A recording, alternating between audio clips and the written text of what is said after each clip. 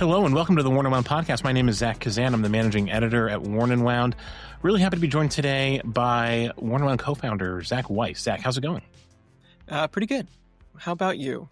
It's going well. We're recording on a Monday afternoon, just kind of getting back and easing back into the week after Halloween weekend, which I really didn't participate in a meaningful way because I'm kind of a Halloween Grinch. But here we are, Monday at Worn and Wound, podcast recording in progress. Thanks for coming on, Zach. I'm also joined by Liam O'Donnell. Liam is Worn and Wound's videographer. Liam, how's it going? Thanks for asking. It's great to have you guys here. The topic today that we're going to be discussing, I think this topic might be a little controversial, maybe designed to turn some heads. The idea here is the watch industry out of ideas is what we're going to be discussing today. I think this is something that kind of comes up in our conversations from time to time regarding the watch world, the progress made in the watch world. And I think sometimes, being that we see everything and hear about everything that comes out, sometimes it's easy to think the industry is just kind of slowing down and repeating itself. So we want to kind of examine that a little bit, try to determine, where the silver linings are and what's really going on in terms of the forward momentum of the watch industry in 2025. Before we get into that, let's do a quick wrist check. Zach, what are you wearing today? I have on the Seiko 5 Jean Krantz reissue, of course, in silver. I don't recall the number of this watch at the moment. Really awesome little watch. I don't know what to say about it. Probably one of the best Seiko I've gotten in a very long time.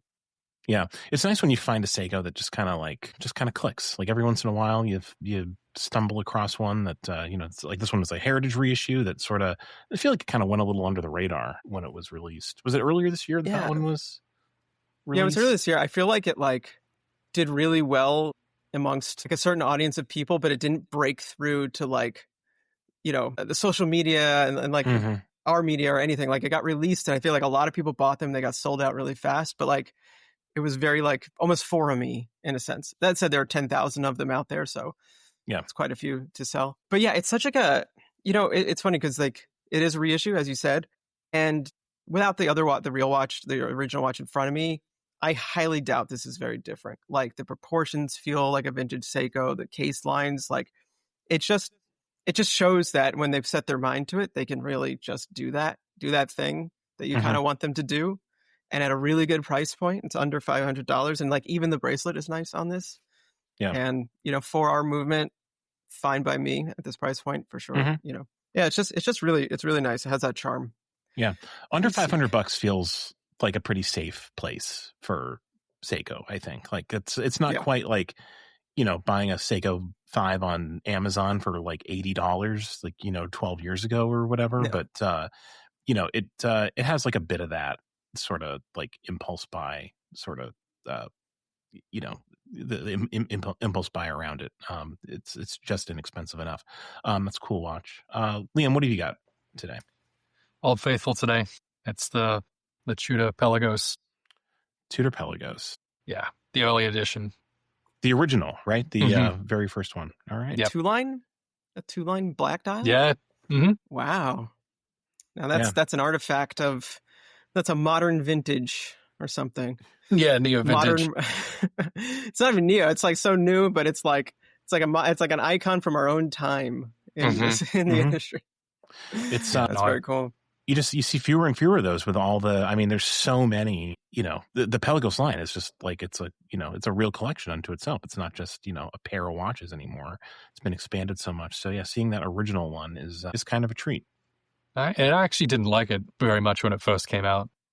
Yeah. And it kind of just totally grew on me over time. And now I think it's just one of Tudor's best examples of their sort of modern design language. You've had that one for a long time, right? It's sort of a couple of years now. Okay, cool. Glad I picked it up. I don't think I'll ever let it go.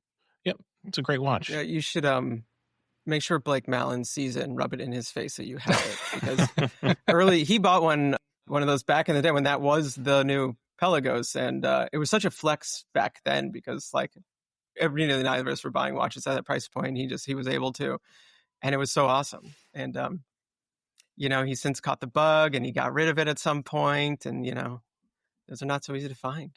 So yeah, We could do Make a sure he whole knows. episode on the tutors we've let go. I feel like that'd be a good story, actually. Yeah, I've sold a couple of Pelagos in my day. But yeah, thanks, Jim. That's a good pick. I'm wearing a Selton watch. It's the Selton collaboration with Watch Ho and Co. The watch kind of like social group based in Singapore. This watch has a mother of pearl dial. I like it a lot. It's a relatively new pickup. I've had it for a few months. I like mother of pearl. I think maybe mother of pearl might be something that like comes up in our discussion today if we're talking about the industry being out of ideas, but I like it. So maybe we can kind of get into that a little bit later. All right, let's talk about this notion of the watch industry being out of ideas and what that really means. Let's like define our terms. Like when we say like the watch industry is out of ideas, are we talking about like aesthetic repetition, like mother of pearl dials on everything? There's only so much variance you can really have there. Is it like mechanical stagnation, lack of advancement and movement making, or is it more about watch brands just kind of like being watch brands and being, a little bit more conservative, focusing on, models that are proven sellers, or is it sort of a combination of these things? But Zach, maybe you can kick us off. What is, when you think about that idea of the watch industry being out of ideas, what sort of like comes to mind for you? I mean, it's such a massive question. Like it makes me kind of think about everything that I've seen recently and I've seen over the last 15 years or so. And like maybe if you take a step back and look at it from a larger time span, an epoch, if you will, like change might be gradual, but it certainly has happened. And I think like there are many more new ideas now than I think there were back when we first got into this industry. But that's also because everything's grown and there's more brands. But then when you kind of look at the micro, like the trends that are sort of happening right now, it feels like there aren't any new ideas. And it feels like it's a matter of like somebody gets there first and then everybody tries to run with what they were successful with. So, whether it was a vintage design or we've seen integrated bracelet watches, really they're still sticking around. There's still new ones coming out, much to my chagrin. And then, as you mentioned, you see something like mother of pearl was not a topic of conversation amongst our group 15 years ago. And now, yes, you see it on a micro brand watch. You see it everywhere. You have them in your collection, your very collection, Zach. I do. Yeah. And like, I would say even like 3 years ago, like this was not something that we like discussed. It really is it's like a really good example of something that, has been around forever, but kind of all of a sudden was just everywhere. Like brands just figured out, we can get cheap mother of pearl dials and just slap them into, literally any watch. And it's like the genesis of that, like the availability from manufacturers or like, and I think the watch you're wearing is actually really interesting because it's both on trend and actually a very interesting take on it, right? So you have a CNC guilloche mother of pearl dial, which like doesn't look like other ones, has a really interesting pattern to it. Like there's new ideas there, especially at the price point, mixed with on trend ideas. I mean, none of this wasn't an answer at all. This is more of a observation on my part. I don't know. It's like I feel it that way, but then I also don't want to say that there's really lack of ideas because I don't like. I feel like brands are still doing good things. And when I say brands, I more mean indie brands and micro brands. Big brands do better always. Yeah, I think that'll be something that we come back to over and over again in this conversation is that there's almost like two watch industries. There's like the watch industry that's made up of like the big kind of corporate owned brands, and there's the watch industry that's made up of like the smaller, micro brands and independent brands that kind of like are, they're more inclined to sort of do things their own way and take risks. Liam, I'll pose the same question to you. What does it mean to say the watch industry is out of ideas? And maybe the way to think of this is like, what like makes you groan out loud when you like hear of something new coming and you just think like this again? I think that it's really a question for the consumer rather than for the brands themselves, because I think it is sort of a feedback loop in a sense that like, they're businesses, they're looking to make money. And I think if we're not asking for innovative innovative ideas, then they're not going to look for innovative solutions. And I think it's rewarding sort of safe. I think people want safe. I think they want innovation till it costs money. Mm-hmm. Obviously there are some outliers where they're trying to push the envelope, try new things. But I think, it's also some brands are trapped by their design language. And I think that, they feel like they have to play within a certain box, and to do anything other than that would sort of alienate, a large audience as well. Mm-hmm. And I guess it also depends on like what you count as like innovation as well. Is it materials and movements, or is it sort of philosophy and utility? Like, where do you sort of place that bucket? Mm-hmm. I would also say, like, there's a lot of economic factors at play as well. So, you've got risk-averse kind of corporate structures where, reissues are low risk, high ROI. Tool watches do well because they're attached to sort of stories and tangible things, movies as well. So, yeah, I think, this industry rewards familiarity. And I think, it's really, I think if we want new things, the consumer has to want new things. Yeah. They have to be honest with themselves. You touched on this. I was gonna, follow up by asking you about this idea of, like safety that you bring up, and watch brands wanting to play it safe. That really does feel like something that's dictated by the broader economic climate, in a period where, for example, like right now, like tariffs are still kind of like hanging over everyone. Yep. We don't really know how that's going to, resolve itself. I imagine in this economic climate, brands are, for very good reason, far more risk averse. They want to put products, on store shelves that they know are going to sell well, that they know are going to, that people are going to buy because of a proven history. And it's maybe not the right time to take like a big risk. Zach, is that something that you've kind of like observed? I think this is something that kind of comes up like, every watches and wonders, we kind of like look at the crop of new releases, and, you can sort of tell how brands feel about the watch market based on, like the type of watches that are coming out on an annual basis. Yeah, certainly. I mean, there's like the on trend years, and then there's the like maybe once every 3 or 4 years, the like innovation year, which oddly kind of line up. But we say that, but then I'm thinking, it's all like LVMH group, Richemont group. So there is sort of a, hive mind at work within these larger companies. But yeah, it certainly feels that way. And I think from our standpoint, because we're trying to write about all this stuff, it can get really boring to see like, oh, this is the blue watch year, the green watch year, that kind of a thing. But yeah, I mean, as a consumer, then I guess you're kind of, some people just waiting for that version of that watch to kind of come out. So it can be exciting for them. But Liam, you said before made me think of like a Henry Ford quote that I liked, regardless of Henry Ford himself, which is, if I'd asked people what they would have wanted, they would have said faster horses, something to that effect. Yeah. And I feel like that is something I keep in mind, especially when the idea is that leave it up to the consumer, because it's sort of like, I think it's the role of companies to kind of think outside the box and create things and transform the consumer habits. I mean, I think people are sadly quite generic in their thinking, at least in the mass market. I don't think that necessarily applies to like our audience and crowd, because these are the people who are, on like, they're the trendsetters. Like, we're all the people who want to be in first on things. We want to get things, as they're new and exciting, rather than once all of our friends have them, so we feel safe. But I think the majority of the market is actually that type of person, sadly. Something I was also thinking about, just in terms of like the sameness of things, like there is this interesting thing in the watch industry, which is sort of like, I need to put my spin on this aesthetic. You know what I mean? So like, you see right now, like you see a lot of Calatrava-esque watches with Brigade numerals, right? That's like a trend that's sort of happening right now.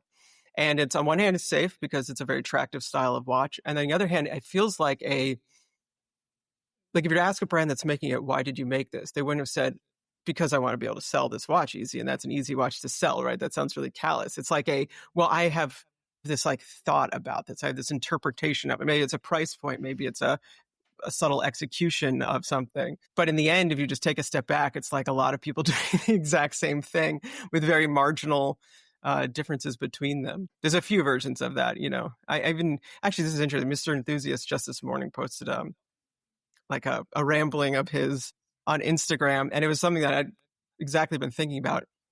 He was talking about kind of the aesthetic of the kind of hot indie watch right now, where you have like the semi-skeletonized open dial with like maybe a balance wheel on top, and then some sort of very clear like level of hand finishing.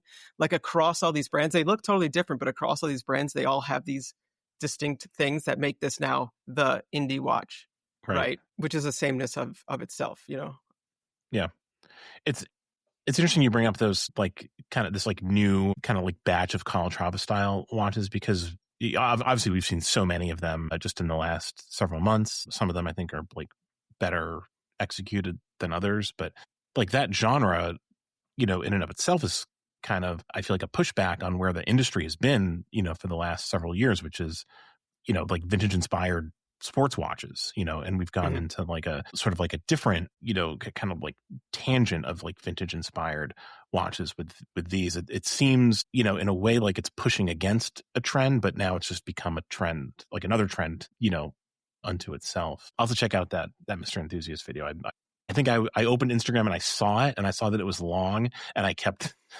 scrolling. This is like earlier this morning, but that sounds actually like fairly interesting. So we can leave a link to that in the show notes, probably.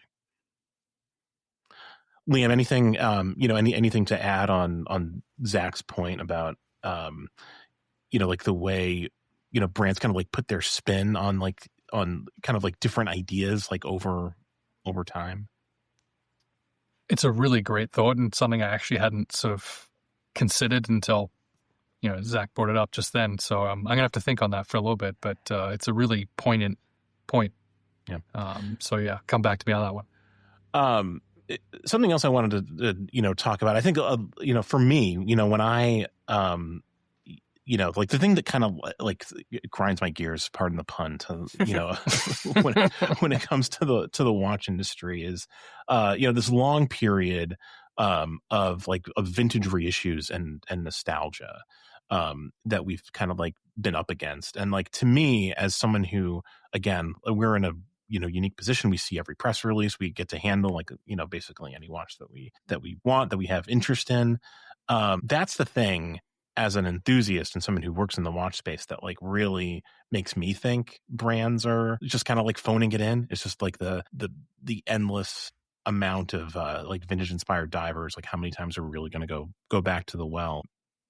But it seems like people still want these things. And I'm wondering if you guys have any thoughts on, like, from our position in watch media, working in the watch industry, if we're just not like the best people to judge this, maybe, because Zach, to your point, we represent, and even like the Warner One reader represents like a very small sliver of like the total watch market, which is made up of people who are not collectors, who are just like buying, like their one watch that they'll have, for decades, probably. Mm-hmm. Yeah. And it's also like, trying to think of how to, like, there's always new people, I guess. It's like the other thing. And so like, to those new people, there's always, these watches are always new, as stupid as that sounds. So like, yes, I agree. It's like, we're maybe the wrong people to judge at this point, because we have this, like, at a certain point, like too long of a knowledge. I'm envious of people who get into the industry like right now, or 5 years ago, 3 years ago, or in a year, because of the diversity that you're able to see across the like large scope of brands, but then how well perfected now that vintage diver thing is, I remember when it was like scrappy and people were trying to figure out the proportions and the bezel insert, and and it kept feeling like, who's going to do it first? Who's going to hit it nail on the head? And then like, you had ones that came close. I think of the Laurier Neptune. I think of like the Baltic Aqua Scaff, maybe, yeah. Aqua Scaff, and a handful of others, but those just popped to my mind, where like they kept getting closer and closer. And now like you can find it. I don't know which brand it is, but it's probably like that's perfect version for you is out there, Yeah. Well, I mean, every brand has their, like 38 or 39 millimeter version of that. Whereas the first example, I mean, like to me, like the originators of this were the Longines, Legend Diver, and the Tudor Black Bay are kind of like, to me, like the grandfathers of like the vintage diver reissue craze. And like, if you think about just like both of those collections and how much the Black Bay, has morphed and changed over the years. And the Legend Diver is, there's so many different variants of the Legend Diver. It's hard to like keep track, but that's a good example just in those two collections of an idea that is old, that, brand is, both of these brands kind of like keep going back to and repeating, but like subtly tweaking, year to year. And I mean, I feel like that's kind of like, that's sort of appropriate for the watch industry, for watches like as products, because, they are kind of like lifetime acquisition things. Like they aren't something that like inherently like needs to be changed and updated all the time, if you believe like, the Patek Philippe marketing, anyway. Yeah, which is very true. I mean, I think we've gotten sort of used to like fashion and tech cycles of newness, which, obviously don't know exactly what it was like in the 60s finding out about like new watches, but I imagine it wasn't like that, or like the cycle.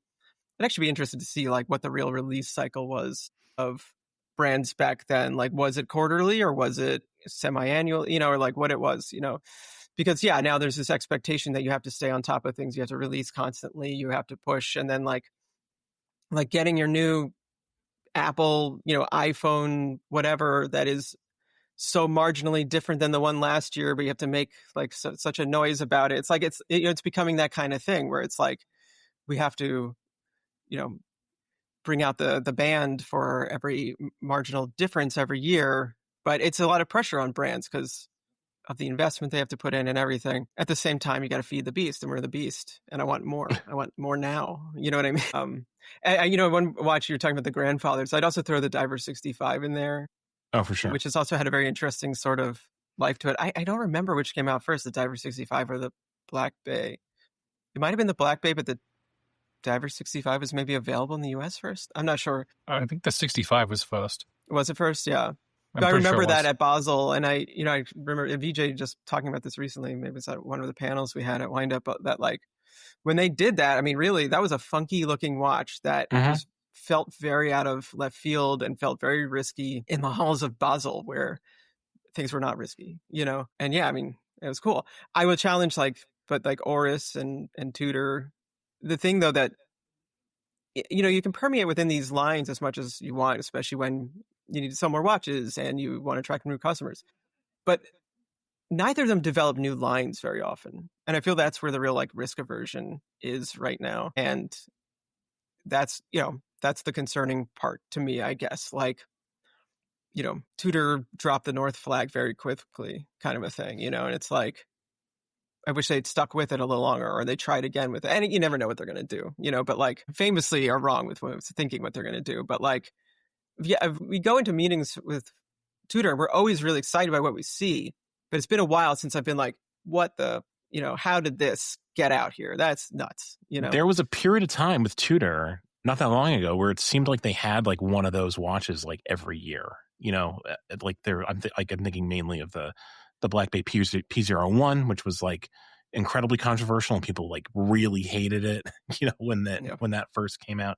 There was that silver Black Bay 58 that was incredibly weird. The gold one came out at the same time, and it felt for a minute like Tudor was like making good on that like idea that they were sort of like, like kind of like the Skunkworks Rolex a little bit, like doing things that are a little bit a little bit off the beaten path that like, Big Brother Rolex could never get away with.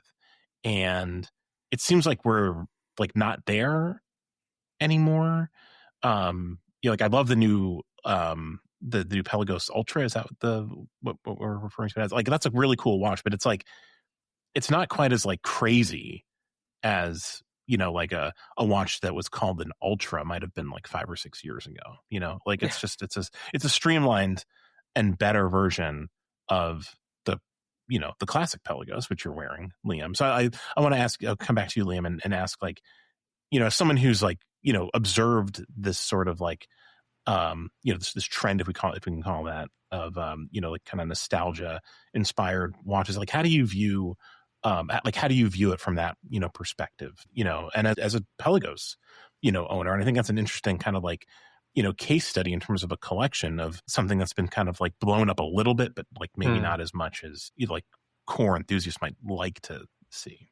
No, totally. That's a great question. I think ultimately, consumers crave authenticity, but and then heritage like gives instant credibility. So I feel like it's almost like a self-fulfilling prophecy or a feedback loop where kind of one feeds the other, and then it gets made again and again and again, because that's just ultimately what people want, even though they say that they want innovation. So I think, for the most part, like people are looking for that authenticity wherever they can find it, because for watches nowadays, it's kind of just manufactured. Like it just, I feel like there's no frontier when it comes to sort of recreating the watch. It is what it is. Mm-hmm. And you find a flavor that works for some people, and then, you do it until that there isn't any demand for it anymore. So I think, brands just, I think they're doing what works financially. And I think it's a very small sliver of sort of the watch consumer and brands that are really pushing the envelope because they have the freedom to do so, because I don't think they're trying to make money necessarily. Mm-hmm. They're just sort of chasing out creative ideas. Oak is a great example of that. I feel like, they make so few watches and they're willing to try such crazy designs within their design language. And I don't know how many they sell, but like, to me, I feel like they really push the boundaries when it comes to making watches. But I think just made their first watch with hands, which is for them like really pushing a boundary. So, Totally. Yeah. I think ultimately, like, retro is just now a universal aesthetic, and it mirrors sort of the consumer market as a whole right now. From vinyl records sort of having a real surge in sort of in the 21st century, film cameras having a huge surge as well. I think there's just this demand for authenticity, and this. I think it's also just a sort of result of the times as well, with people wanting comfort. I think nostalgia brings that. Yeah. Liam, you invoked our work, which is obviously a very important independent brand. So I think that might be a good kind of segue into talking about like sort of the different ways that like, the indies like our work and, on down the line to, like affordable micro brands kind of like fit into this conversation versus like the big conglomerate owned brands. And I wanted to frame this in a way that kind of, gets at sort of like our preconceptions about how, how these brands operate. Like the thing that we hear all the time in the watch world is how expensive, like R&D and marketing is. And those are things that you would expect to hold back, an independent brand, perhaps more than a brand that's owned by a big luxury group. And yet again and again, we see the independent brands really are the ones who are pushing the envelope and and taking those risks in spite of the the high cost of R&D and the high cost of marketing and just the high cost of running a watch brand in general. Zach, why do you think that is? Like, why the disconnect there? Why is it that even though it must be incredibly expensive and risky for these independent brands, especially to do things that are kind of like, quote unquote new and and to generate those new ideas, why does that happen, do you think?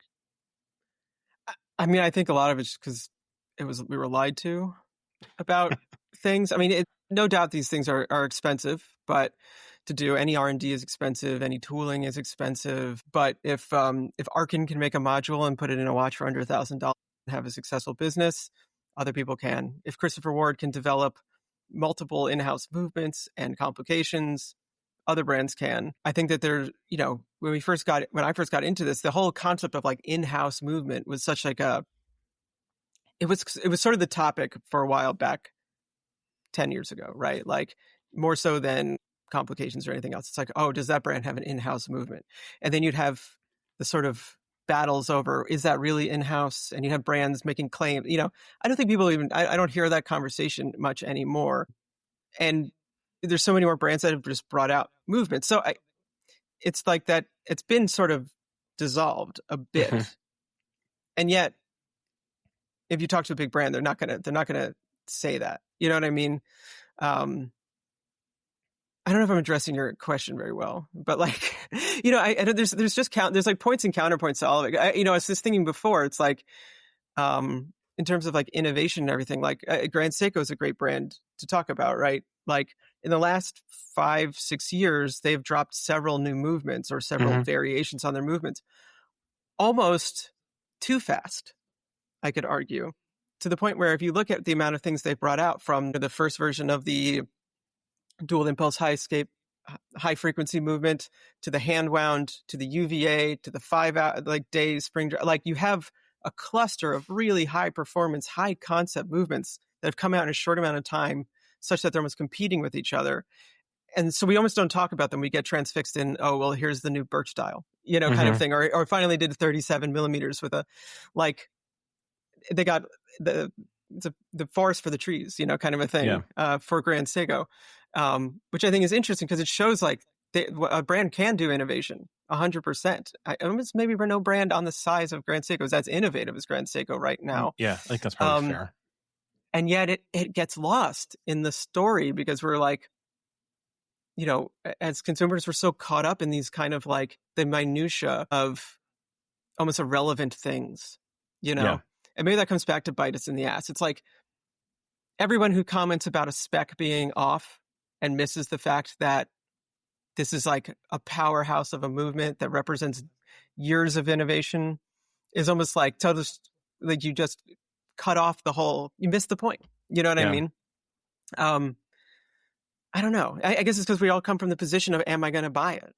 Yeah. Yeah. No, I think that's like, that's what it boils down to so often is like, something that I like to think about is like every article, to someone, is like a buyer's guide almost. Like even if you're not in the market for that new work, someone's reading that article, like the news post that we wrote, and is thinking about like, can I fit this into my collection? And there's a version of that for every watch. And I think that might be why people get kind of like lost in those little details. It strikes me that with respect to Grand Seiko, I think that's a good example of that, like that Henry Ford quote kind of like coming to life. The Grand Seiko's doing like really impressive movement innovation. And I'm not sure that that's what Grand Seiko like enthusiasts or collectors are necessarily asking.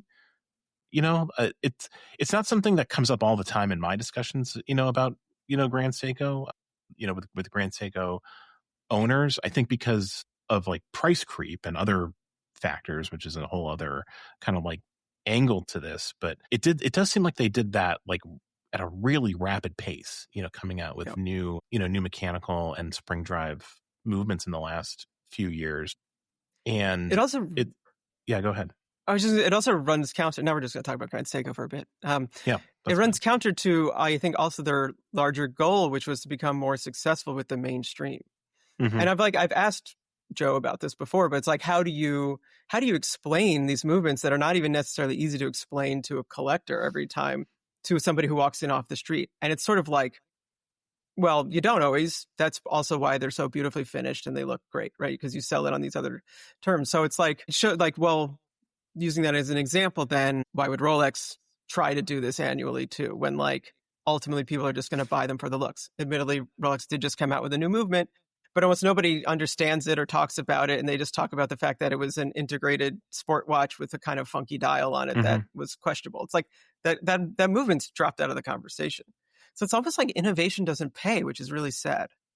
And that is, that gets back to that economic argument that Liam, you've been making, which is, brands will do what sells. And, every once in a while, I guess you have a brand like Grand Seiko that kind of like does innovation for the sake of innovation, but that seems to be pretty rare. Yeah, I think, I would ultimately say that the industry isn't out of ideas. It's just addicted to safe ones. And when you're a huge juggernaut of a business, I feel like you just don't have, you have too much inertia to try and to create something that's really quite different and take a risk. And I think that's where, indies succeed. And I think, maybe some of these larger brands could take a leaf out of their book and instead of having everything have to be mass produced and, sell in volume. And I get, economies of scale. I get that. The tooling in this stuff is very expensive. But I guess if their ultimate goal was to create something that was innovative and outside of their sort of design box, maybe they could just do a few less of them and make them a limited production. And not promise to keep them in production forever and say, we're trying new things, or even create sort of a category within their brand that's sort of like a prototyping stage that they can try new things. I think Tag Heuer has done a pretty good job of that with their material science and all that kind of stuff that they're coming out with. I think is really cool. And I think some big brands could really is just a testing ground just to try new things and fail, and it's okay to fail. I think Yeah. Well, I mean, there's certainly a lot of failure that happens in the watch industry. That's definitely a constant. I think it's you bring up Tag Heuer and a few other brands, and I think we can kind of like transition into I think what will be the final like portion of this conversation, which is where the real innovation is happening. And this is something I think about a lot because the watch has been around for for a very long time, for 100 plus years, and there's a certain amount of like it's reached like its ideal form, I think, in a lot of ways, but there's still little places to innovate here and there. And I think I'm curious what you guys think are some of the opportunities for that innovation. One thing that comes to mind for me is the materials side. We do see a lot of new composite materials. Swatch just today released a new moon swatch with their bio-based plastic, the beaver moon, which is the beaver moon. Yeah, the jokes write themselves, folks. So I mean, that's a very like kind of like low end, inexpensive, different take on materials. But there's like much higher end, examples. Again, Tag Heuer making watches and watch cases out of like effectively like artificially produced diamond materials, like just crazy stuff. So that's one area where I think that there is still a lot of room for real innovation. Also, like the way that the watch industry just runs. And I think, we have sort of like a front row seat to this, with our, Wind Up Watch Fair. We've been selling watches online, for a very long time. That's something that the, industry is, at large moved towards relatively recently. And social media continues to evolve. So there's still, opportunity for innovation to happen, like kind of like on the business side. And of course, like the independence that we've, already discussed. Where else do you guys think that like the actual innovation is happening? And like, if we have this conversation 5 or 10 years down the line, what do you think we might be able to like point to in terms of, things that have like improved the industry and really advanced it, maybe like aside from sort of like the design stuff that we've mostly been focusing on? Zach, do you have any thoughts on that? God, I don't know. That's a hard question. Is it more of a move towards experience and in person sort of a things that sort of everything turned digital and then the interaction was missing? So now everyone's getting back to that, and we're seeing showrooms and things pop up again, which I think is an interesting turn of events. Who has showed Christopher Ward's opening showrooms, Baltic's opening showrooms. Other brands are opening things locally. So that's maybe sort of the next point of innovation is just literally in how you sell. I don't know what the like limits of that are. It's like how many versions of this can you do? You can order it virtually, you can meet somebody in person. Maybe I'm not smart enough to know what else there is, but the fact that these brands, indie brands, are becoming large enough to even start to play in that territory is exciting. And I think there's more likely to be innovation from those brands because of the reasons we've said so far, the flexibility of them. And I guess, I don't know, just as like a broader thought, like for me, like the innovation and new thought like side of things, it only matters to me when it does kind of trickle down, right? Like, I mean, obviously there's certain things that are going to be super limited and just by virtue of what they are, but just going back to Grand Seiko, this is randomly just going back to Grand Seiko, they have an overcoil that they use on their movement. I just sent a message to Zach about something referring to this, which is why it's on my mind. And right now it's staying in that movement, in that series of movements. But if it's really like a more stable coil and there's a way to at some point get that into a 6-hour movement, like I hope they do that. that to me is like innovation paying off in the long run. And I don't see why they couldn't do that other than to make one thing special and the other thing less special, which is sort of a problem unto itself. A brand that I think does this well and I'd keep an eye on for various versions of innovation is Ming. And I think that's sort of how he set up his brand, which is what's interesting about it is like the high-end watches pay for the cool stuff that ends up in the lower end, the more affordable versions at a certain point. And it's been able to do that in a fairly short cycle. I mean, that brand's not even 10 years old, and it's, right. It's been able to illustrate like what that approach can do. I don't know why that's my version of success with these things, other than maybe it's like proof of concept, like things can be manufactured at scale if they can be tuned to being more affordable than the R&D worked. I don't know. Yeah, well, I mean, that makes sense. I think that's like spoken like a watch industry professional, because you want the industry to survive, and like that's ultimately what what it means for the industry to survive is for these like for the new technologies to trickle down. Like everything has to be consumer level at some point. Like it does the industry no good if like all the innovative stuff just exists in like 6-figure watches. At the end of the day, like there has to be something to kind of like move the ball forward. Liam, what is your take? What do you think? Where do you think there's still like obvious room for innovation, or do you see a place where there's obvious room for innovation? I do, and I think I completely agree with Zach as well. Is that it's certainly in that sort of F1 sort of structure where the brand's really pushing the envelope, allowing those technologies to trickle down, I think is great, true innovation, making stuff that's very expensive, time intensive, resource intensive, and making it cheaper, more cost effective, more sustainable. Those to me are true innovations. But I would say sort of the other pillar of that is emotional. I think the next sort of innovation or revolution is going to be the emotional one. I think we're seeing it with a lot of products, because we have such amazing technologies that we're missing the human connection. And I feel like there's such a transition back to analog things, even though they might not necessarily make things easier, they feel more human. And I think people are in search of more human connections.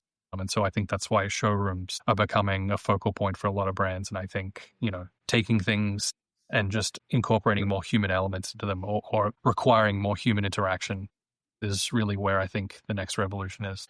Yeah, I think that's a nice thought. And I think that kind of like, to me, that really corresponds with what a lot of, I think, like kind of like watch industry pundits kind of like say, things are going. We hear a lot about like the decentralization of the watch industry. The big fairs, like Watches and Wonders. Obviously, Basel no longer even exists. Those things, like I think, matter less year to year, and the smaller, kind of like more intimate gatherings matter more, both to brands and to media and to consumers. It's something that's evolving, over time, and that's also something that like we probably couldn't have predicted 10 years ago. And so it also just kind of speaks to the idea that, 10 years from now, who knows what sorts of developments might have taken place that we wouldn't have been able to see. We're historically, as Zach, you pointed out earlier, we're historically bad at predicting things. So this podcast might be a fun time capsule for folks to look at years down the road and just see how off we might have been on just about everything. But I think it's fun to discuss. It's fun to kind of like sort of analyze the industry at large, just kind of like see where we're at from time to time. Yeah, for sure.